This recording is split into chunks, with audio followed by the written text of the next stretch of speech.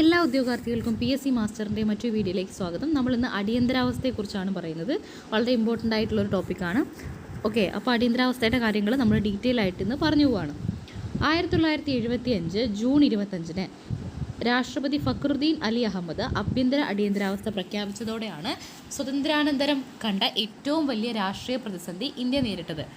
അടിയന്തരാവസ്ഥ നിലനിന്ന 1975-77 കാലം ജനാധിപത്യത്തിൻ്റെ പരീക്ഷണ വർഷങ്ങളായി കണക്കാക്കപ്പെടുന്നു. അതായത് ആദ്യമായിട്ട് ആഭ്യന്തര അടിയന്തരാവസ്ഥ പ്രഖ്യാപിക്കുന്നത് എപ്പോഴാണ്? 1975 ജൂൺ 25 1975 ജൂൺ 25 ആദ്യമായിട്ട് ആഭ്യന്തര അടിയന്തരാവസ്ഥ പ്രഖ്യാപിക്കുന്നത്. ആരാ പ്രഖ്യാപിച്ചത്? ഫക്രുദ്ദീൻ അലി അഹമ്മദ്. ആരാണ്? ഫക്രുദ്ദീൻ അലി അഹമ്മദാണ്. അതാണ് ഏറ്റവും വലിയ രാഷ്ട്രീയ പ്രതിസന്ധി. സ്വതന്ത്രാനന്തരം ഇന്ത്യ നേരിട്ട ഏറ്റവും വലിയ രാഷ്ട്രീയ പ്രതിസന്ധിയാണ് 75 ആഭ്യന്തര അടിയന്തരാവസ്ഥ എന്ന് പറയുന്നത്. അടിയന്തരാവസ്ഥ നിലനിന്നിരുന്നത് 75 മുതൽ 77 വരെയാണ്. അത് ജനാധിപത്യത്തിൻ്റെ പരീക്ഷണ വർഷങ്ങളായിട്ട് കണക്കാക്കപ്പെടുന്നു.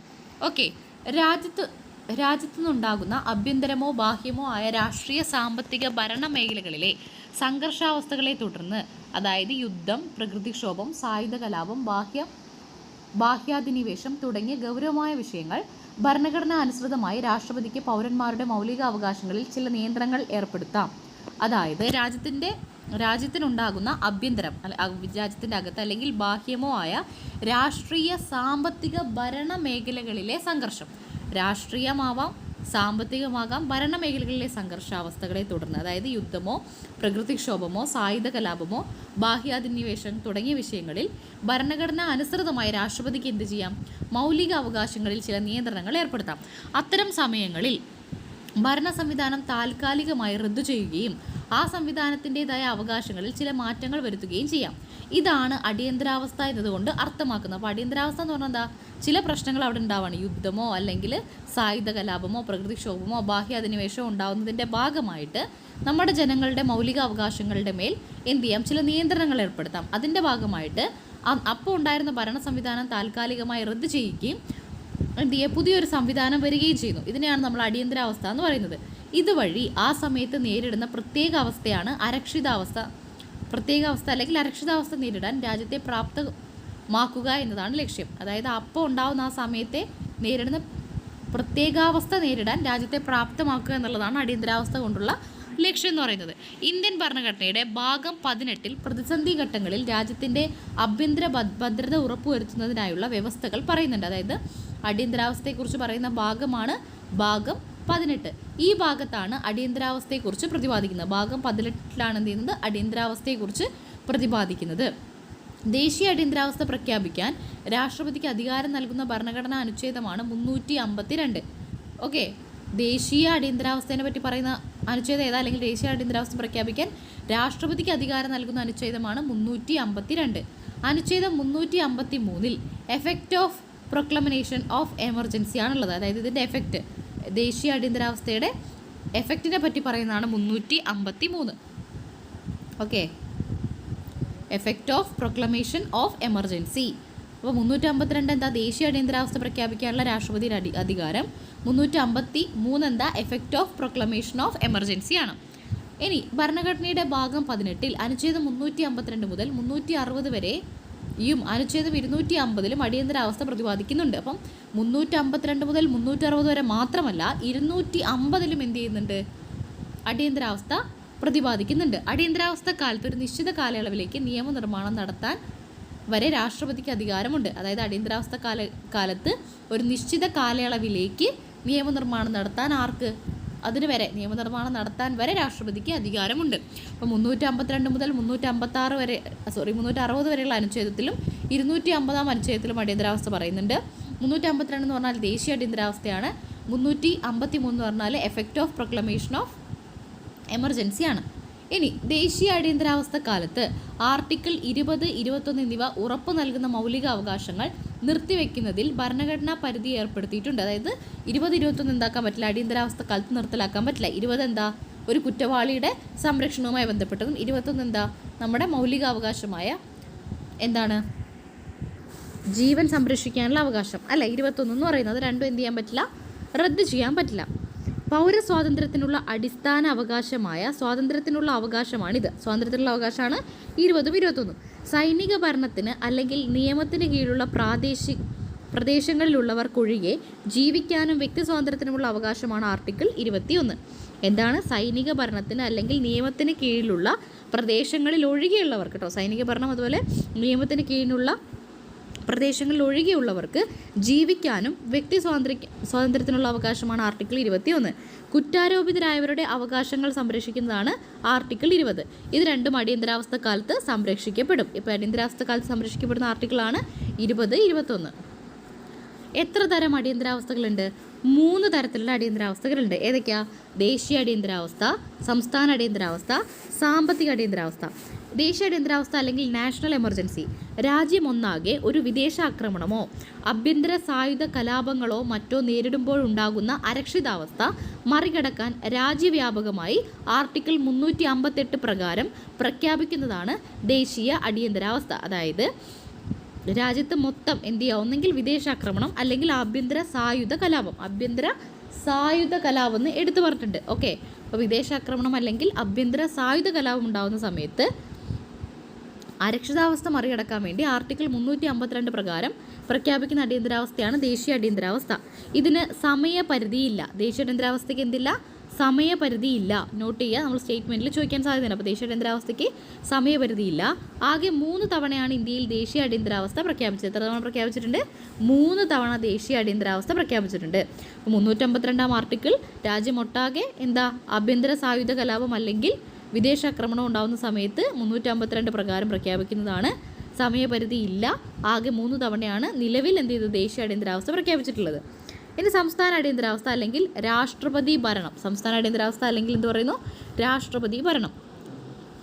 ഓക്കെ, അതിനെ നമ്മൾ കോൺസ്റ്റിറ്റ്യൂഷണൽ എമർജൻസി അല്ലെങ്കിൽ സ്റ്റേറ്റ് എമർജൻസി, പ്രസിഡൻസ് റൂൾ എന്നിങ്ങനെ 3 പേരിൽ അറിയപ്പെടുന്നു. അപ്പം ഇംഗ്ലീഷും പഠിച്ചു വെച്ചേക്കുക.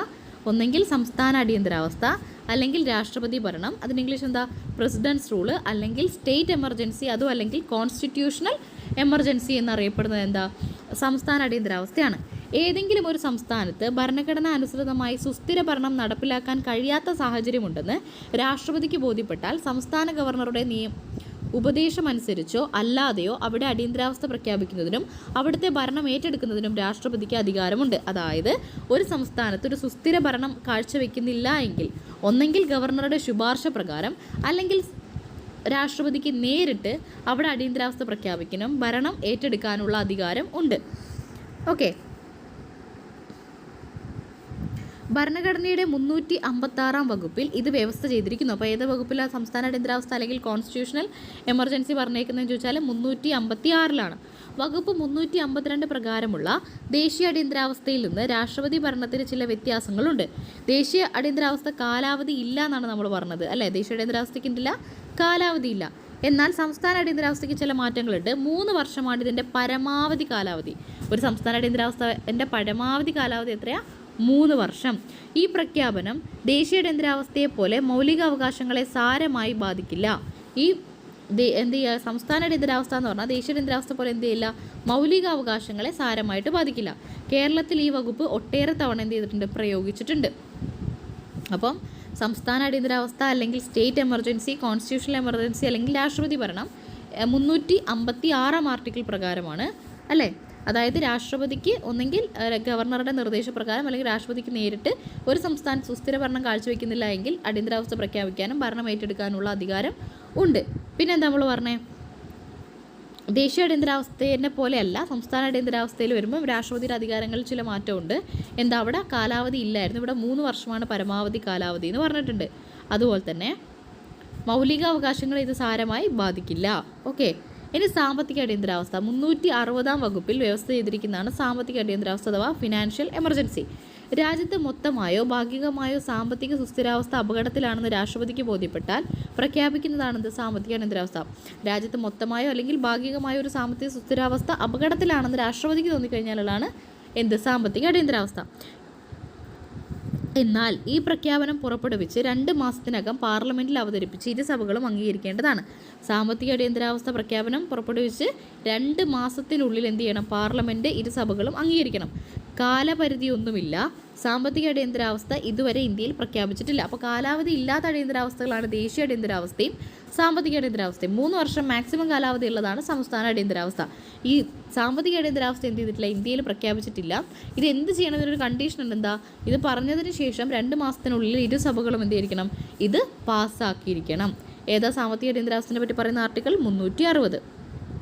ഇനി എത്ര തവണ അടിയന്തരാവസ്ഥ പ്രഖ്യാപിച്ചിട്ടുണ്ട്? 3 തവണയാണ് ഇന്ത്യയിൽ അടിയന്തരാവസ്ഥ പ്രഖ്യാപിച്ചിരിക്കുന്നത്. എത്ര തവണ? 3 തവണ ഇന്ത്യയിൽ അടിയന്തരാവസ്ഥ പ്രഖ്യാപിച്ചിട്ടുണ്ട്. ബാഹ്യ സംഘർഷത്തെ തുടർന്നാണ് ആദ്യ 2 തവണ പ്രഖ്യാപനമുണ്ട്. ആഭ്യന്തര അടിയന്തരാവസ്ഥ നമ്മൾ പറഞ്ഞപ്പോൾ 75 ജൂൺ 25 പ്രഖ്യാപിച്ചു നമ്മൾ പറഞ്ഞു അല്ലേ, ഫക്രുദ്ദീൻ അലി അഹമ്മദ്. അപ്പം 3 തവണ പ്രഖ്യാപിച്ചു. ആദ്യത്തെ 2 തവണ എന്താ, ബാഹ്യ സംഘർഷത്തെ തുടർന്നാണ് അടിയന്തരാവസ്ഥ പ്രഖ്യാപിച്ചത്. എന്നാൽ മൂന്നാമത്തത് ആഭ്യന്തര സംഘർഷം അല്ലെങ്കിൽ ആഭ്യന്തര അടിയന്തരാവസ്ഥയാണ്. 1962 ഏത് വർഷം? 1962 ഒക്ടോബർ 26 മുതൽ 68 ജനുവരി 10 വരെ. 1962 ഒക്ടോബർ 26 മുതൽ 68 എത്ര വർഷം? 6 വർഷം. 68 ജനുവരി 10 വരെയാണ് ഇന്ത്യ ചൈന യുദ്ധത്തെ തുടർന്ന് രാജ്യത്തെ ആദ്യത്തെ ദേശീയ അടിയന്തരാവസ്ഥ പ്രഖ്യാപിച്ചപ്പം ഇന്ത്യ ചൈന വാറുമായി ബന്ധപ്പെട്ടതാണ്. നമ്മൾ പറഞ്ഞു ബാഹ്യ സംഘർഷത്തെക്കുറിച്ചാണ് തുടർന്നാണ് ആദ്യത്തെ 2 അടിയന്തരാവസ്ഥ.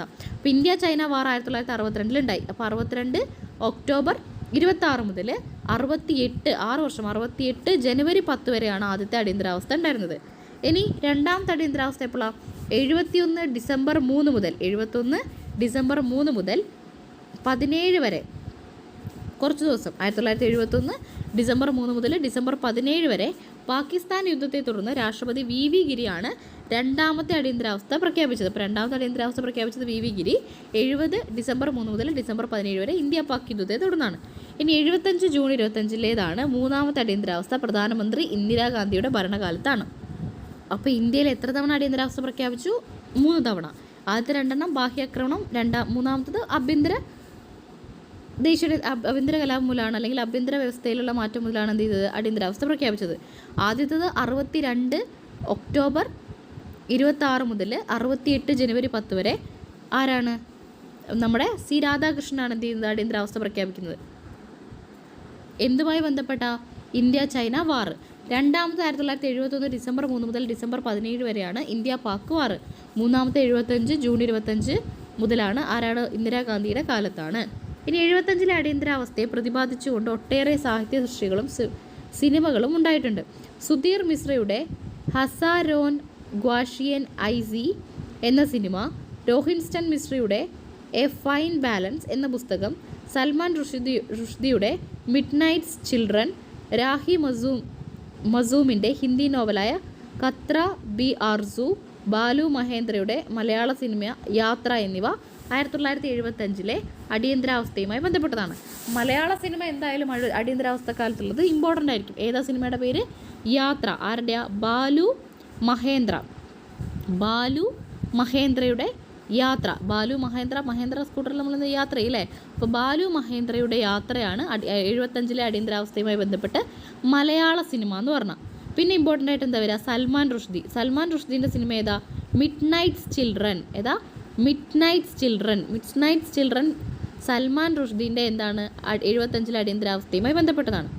ഇനി ഹസാരോൻ ഗ്വാഷിയേൻ ആരുടെ? സുധീർ മിശ്രേൻ്റെ ഹസാരോൻ ഗ്വാഷിയേൻ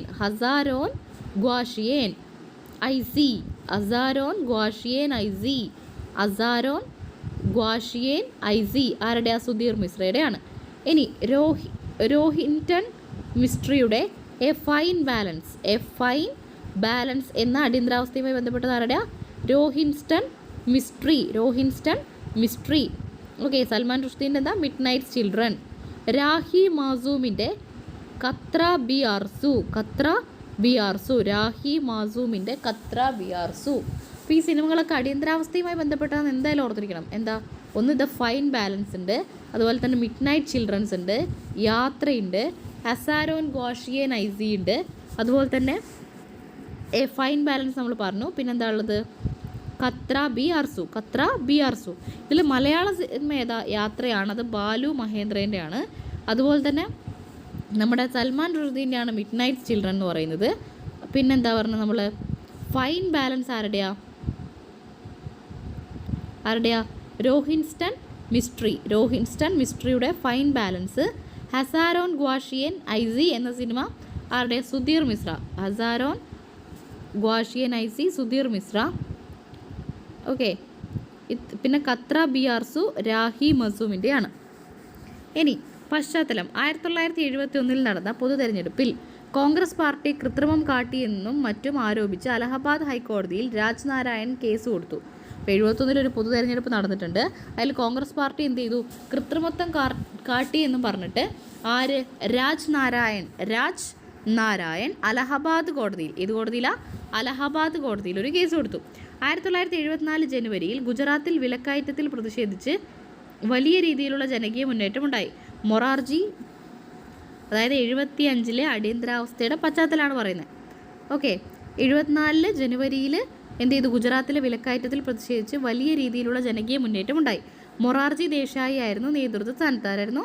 മൊറാർജി ദേശായിയാണ് 74 ജനുവരിയിൽ ഗുജറാത്തിലെ വിലക്കയറ്റത്തിൽ പ്രതിഷേധിച്ച് ജനകീയ മുന്നേറ്റം ഉണ്ടാക്കിയതിൽ മുൻനിരയിലാരാണ്? മൊറാർജി ദേശായി.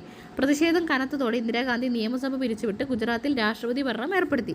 അപ്പോൾ 74 ജനുവരിയിൽ ഗുജറാത്തിലെ വിലക്കയറ്റത്തെ പ്രതിഷേധിച്ച് എന്ത് ചെയ്തു? ജനകീയ മുന്നേറ്റം ഉണ്ടായി. നേതൃത്വം നൽകിയത് മൊറാർജി ദേശായിയാണ്. അതേ തുടർന്ന് ഇന്ദിരാഗാന്ധി നിയമസഭ ഗുജറാത്തിൽ പിരിച്ചുവിടുകയും അവിടെ രാഷ്ട്രപതി ഭരണം ഏർപ്പെടുത്തുകയും ചെയ്തു. ഗാന്ധിയനും സോഷ്യലിസ്റ്റ് നേതാവുമായ ജയപ്രകാശ് നാരായണൻ്റെ നേതൃത്വത്തിൽ 74-75 ബീഹാറിലെ പ്രതിപക്ഷ പാർട്ടികൾ അവിടുത്തെ സർക്കാരിനെതിരെ ജനകീയ പ്രക്ഷോഭം ആരംഭിച്ചു. അദ്ദേഹം വിദ്യാർത്ഥികൾ, കർഷകർ, തൊഴിലാളി സംഘടനകൾ എന്നിവരെ അണിനിരത്തി അഹിംസാത്മക മാർഗത്തിൽ വിപ്ലവാഹ്വാനം നടത്തി. ഇതിൻ്റെ അലകൾ രാജ്യമൊന്നാകെ വ്യാപിച്ചു. ബീഹാർ മൂവ്മെൻറ്റ് അഥവാ JP മൂവ്മെൻറ്റ് എന്നാണ് ഇത് അറിയപ്പെടുന്നത്. അപ്പോൾ ബീഹാർ മൂവ്മെൻറ്റ് അല്ലെങ്കിൽ JP മൂവ്മെൻറ്റ് നേതൃത്വം നൽകിയതാരാ? ജയപ്രകാശ് നാരായൺ. JP എന്ന് പറഞ്ഞാൽ ജയപ്രകാശ് നാരായണൻ മൂവ്മെൻ്റ് ആണ്, അതല്ലെങ്കിൽ ബീഹാർ മൂവ്മെൻ്റ് ആണ്.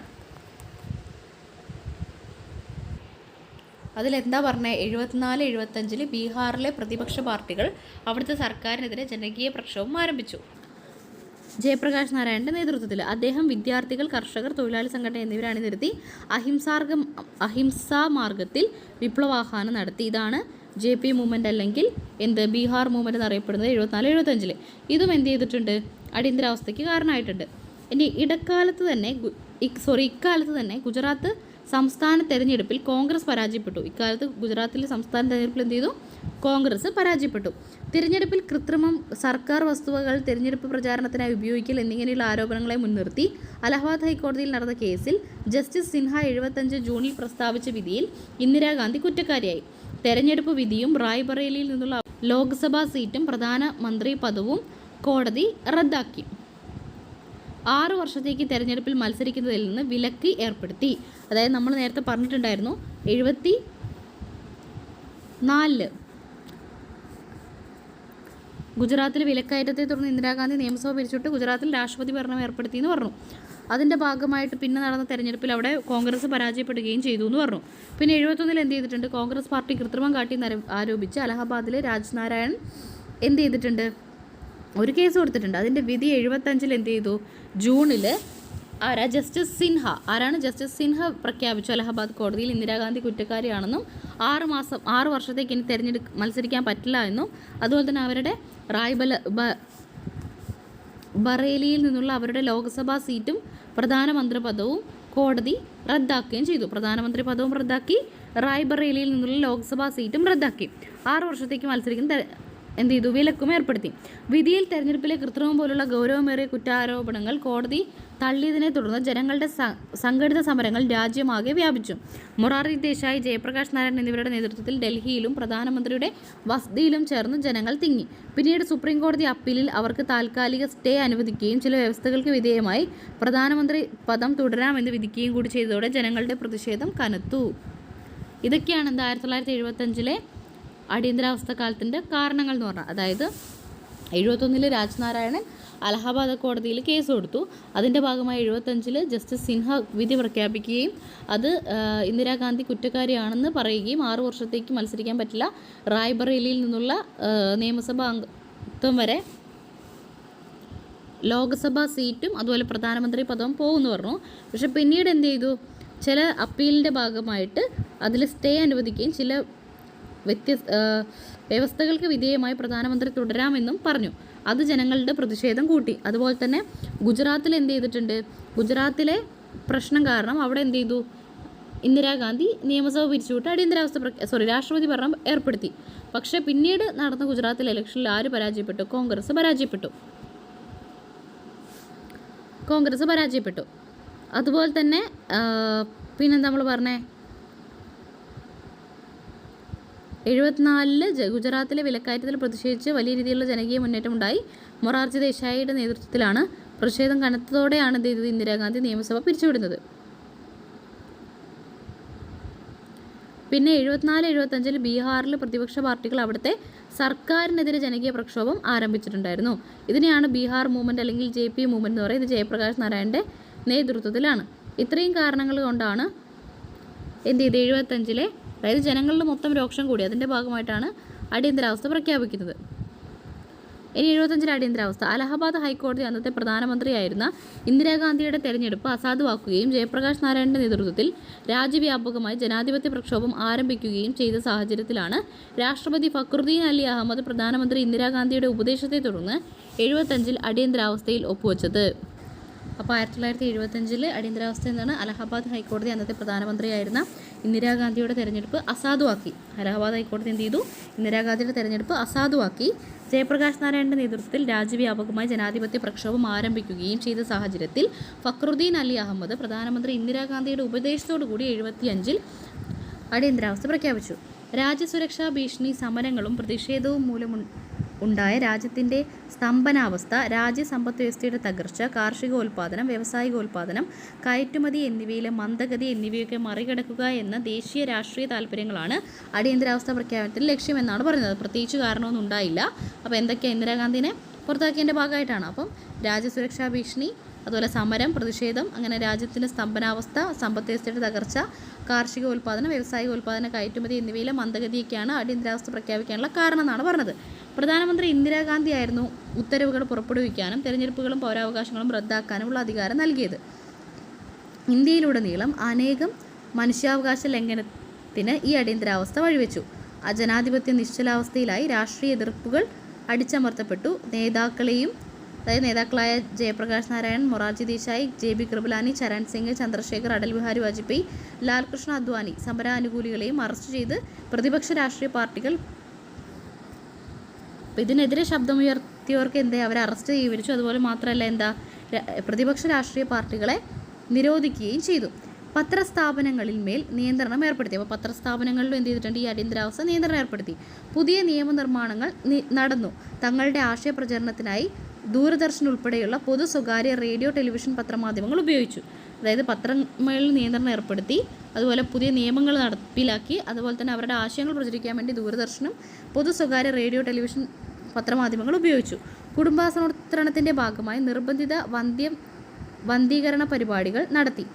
സഞ്ജയ് ഗാന്ധിയുടെ ഇടപെടൽ കൂടിയായതോടെ ജനങ്ങൾക്ക് ഇതൊരു സ്വേച്ഛാധികാര ഭരണമായി അനുഭവപ്പെട്ടു. ഈ സമയത്ത് തന്നെയാണ് ജനങ്ങളുടെ സാമ്പത്തിക സുസ്ഥിക്കും സാമൂഹിക ഉന്നമനത്തിനും ഗ്രാമീണരുടെ ജീവിത നിലവാരം ഉയർത്തുന്നതിനു വേണ്ടി 20 ദിന പരിപാടികൾ ഇന്ദിരാഗാന്ധി ആവിഷ്കരിച്ചത്. അതായത് ഈ ഒരു അടിയന്തരാവസ്ഥ കാലത്ത് തന്നെയാണ് 20 ദിന പരിപാടി, ഗ്രാമീണരുടെ ജീവിത നിലവാരം ഉയർത്താൻ വേണ്ടിയിട്ടും സാമ്പത്തിക സുസ്ഥിക്കും വേണ്ടിയിട്ട് 20 ദിന പരിപാടി നടപ്പിലാക്കിയത്. 1975 ജൂൺ 25-ന് ആരംഭിച്ച അടിയന്തരാവസ്ഥ ഓരോ 6 മാസം കൂടുമ്പോഴും തുടരാൻ അനുമതിയായി. 77 മാർച്ച് 21 വരെ ഏകദേശം 19 മാസം നീണ്ടു നിന്നു. അപ്പോൾ 75 ജൂൺ 21-ന് പ്രഖ്യാപിച്ചു, ഓരോ 6 മാസം എന്ത് ചെയ്തു, തുടർന്ന് നീട്ടിക്കൊണ്ടിരുന്നു. അങ്ങനെ 77 മാർച്ച് 21 വരെ 19 മാസമാണ് ഈ ഒരു അടിയന്തരാവസ്ഥ നീണ്ടു നിന്നത്. ഇക്കാലയളവിൽ സംസ്ഥാന കേന്ദ്ര മന്ത്രിസഭകളിലേക്കുള്ള തെരഞ്ഞെടുപ്പുകൾ നീട്ടിവെച്ചു. എന്ത് ചെയ്തു, നീട്ടിവെച്ചു. അടിയന്തരാവസ്ഥ നിലവിൽ വരുമ്പോൾ കേരളത്തിൽ കമ്മ്യൂണിസ്റ്റ് പാർട്ടി ഓഫ് ഇന്ത്യയുടെ നേതാവ് C. അച്യുതമേനോനാണ് മുഖ്യമന്ത്രി. അപ്പോൾ അടിയന്തരാവസ്ഥ നിലവിൽ വരുമ്പോൾ കേരളത്തിൽ കമ്മ്യൂണിസ്റ്റ് പാർട്ടി ഓഫ് ഇന്ത്യയുടെ നേതാവായ C. അച്യുതമേനോനാണ് മുഖ്യമന്ത്രി. കേരളത്തിൽ അടിയന്തരാവസ്ഥ രാജൻ കേസുമായി ബന്ധപ്പെട്ടിരിക്കുന്നു. രാജൻ കേസ് ഏറെ വിവാദമായ കേസിനെ തുടർന്ന് അന്നത്തെ ആഭ്യന്തരമന്ത്രിയായ K. കരുണാകരൻ രാജിവെക്കേണ്ടി വന്നു. അടിയന്തരാവസ്ഥയുടെ ഭീകരതയുടെയും പ്രതീകമായി ഇത് കണക്കാക്കപ്പെടുന്നു. അപ്പോൾ കേരളത്തിലെ അടിയന്തരാവസ്ഥ രാജൻ കേസുമായി ബന്ധപ്പെട്ടതാണ്. K. കരുണാകരൻ്റെ കാലത്താണ്. K. കരുണാകരൻ ഇത് രാജിവെച്ചു. 1977 തെരഞ്ഞെടുപ്പ്. ഈ അടിയന്തരാവസ്ഥ കഴിഞ്ഞിട്ടൊരു തെരഞ്ഞെടുപ്പുണ്ടായി അല്ലേ. 1977 ജനുവരിയോടെ അടിയന്തരാവസ്ഥ കാലത്തെ രാഷ്ട്രീയ തടവുകാരെയെല്ലാം ജയിൽ വിമുക്തരാക്കി. 77 ജനുവരിയിൽ മുക്തരാക്കി. പക്ഷേ അടിയന്തരാവസ്ഥ പിൻവലിക്കുന്ന എപ്പോഴാണ്? മാർച്ച് 21-നാണ്. 77 മാർച്ച് 21-ന് അടിയന്തരാവസ്ഥ ഔദ്യോഗികമായി പിൻവലിച്ചു. തുടർന്ന് പൊതു തെരഞ്ഞെടുപ്പിന് ആഹ്വാനമായി. ജനതാ പാർട്ടി തെരഞ്ഞെടുപ്പ് ജനാധിപത്യവും സ്വേച്ഛാധിപത്യവും തമ്മിൽ എന്നാണെന്ന് ആഹ്വാനം ചെയ്തു. ജനതാ പാർട്ടി എന്ത് ചെയ്തു? തെരഞ്ഞെടുപ്പ് ജനാധിപത്യവും സ്വേച്ഛാധിപത്യവും തമ്മിൽ എന്നാണ് ആഹ്വാനം ചെയ്തത്. തെരഞ്ഞെടുപ്പിൽ ഇന്ദിരാഗാന്ധിയും സഞ്ജയ് ഗാന്ധിയും അവരുടെ അനുയായികളിൽ പലരും പരാജയപ്പെട്ടു. ചരിത്രത്തിൽ ആദ്യമായി കോൺഗ്രസ് പാർട്ടി ലോക്സഭയിൽ ന്യൂനപക്ഷ പാർട്ടിയായി മാറി. അപ്പോൾ ന്യൂനപക്ഷ പാർട്ടിയായിട്ട് കോൺഗ്രസ് മാറുന്നപ്പോൾ ഈ അടിയന്തരാവസ്ഥയ്ക്ക് ശേഷം 77 നടന്ന തെരഞ്ഞെടുപ്പിലാണ്. അതിൽ ജനതാ ഗവൺമെൻറ് മുന്നോട്ട് വെച്ച എന്താ ആഹ്വാനം എന്തായിരുന്നു? തെരഞ്ഞെടുപ്പ് ജനാധിപത്യവും സ്വേച്ഛാധിപത്യവും തമ്മിലാണെന്ന് പറഞ്ഞു. മൊറാർജി ദേശായി രാജ്യത്തെ ആദ്യത്തെ കോൺഗ്രസ് ഇതര പ്രധാനമന്ത്രിയായി. അപ്പോൾ ആരാണ് കോൺഗ്രസ് ഇതര പ്രധാനമന്ത്രി? മൊറാർജി ദേശായി. നീലം സഞ്ജീവ റെഡ്ഡി രാഷ്ട്രപതിയായി. പുതിയ ഗവൺമെൻറ് ആദ്യ നടപടി ജനാധിപത്യ സ്വാതന്ത്ര്യം പുനഃസ്ഥാപിക്കുകയും പത്രങ്ങൾക്ക് മേലുള്ള നിയന്ത്രണം എടുത്തുമാറ്റി. പത്രങ്ങൾക്ക് മേൽ നിയന്ത്രണം കൊണ്ടുവന്നായിരുന്നു, അത് എടുത്തുമാറ്റി. ജനതാ സർക്കാർ അടിയന്തരാവസ്ഥ കാലത്തെപ്പറ്റി വിചാരണ നടത്തിയെങ്കിലും അത് വിജയിച്ചില്ല. എന്നാൽ ഈ ഗവൺമെൻറ്റിന് അധികകാലം തുടരാനായില്ല. ഘടകകക്ഷികളുടെ അനൈക്യം മൂലം മൊറാർജി ദേശായി മന്ത്രിസഭയുടെ രാഷ്ട്രപതിക്ക് സമർപ്പിക്കുകയായിരുന്നു. തുടർന്നാണ് ചരൺ സിംഗ് മന്ത്രിസഭ നിലവിൽ വന്നത്. ഇത്രയാണ് നമുക്ക് അടിയന്തരാവസ്ഥയെക്കുറിച്ച് പറയാനുള്ളത്.